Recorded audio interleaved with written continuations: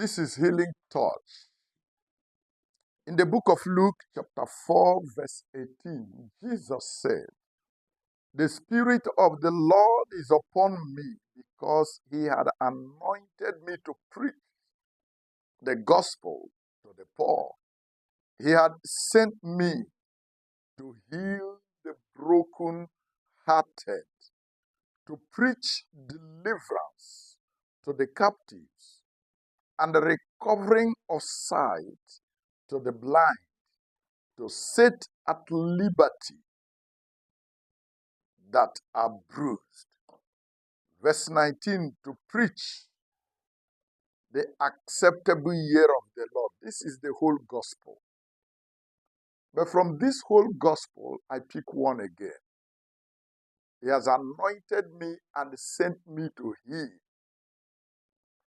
Jesus was anointed and sent to heal by the Father, whom he represented here on earth. And ever since then, healing had not stopped. Healing the broken-hearted one is something God is not ready to play game with. Once your heart is healed, it will affect every part of your body. This moment, whatever that has contributed to the brokenness of your heart, that have made you look as a fool when you know you are not, whatever that have devastated your life and caused you to almost commit suicide, this moment, in the name that is above every other name, I bring God's healing touch upon your life, and I command you to be every whit whole. In the name of Jesus, I order right now at this moment that God's healing touch reach out to your hearts.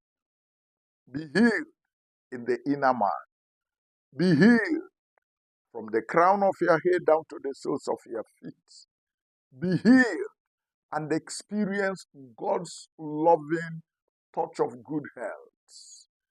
Let the burden of broken hearts be lifted out of you, and from this moment be restored back in the name of Jesus. Amen.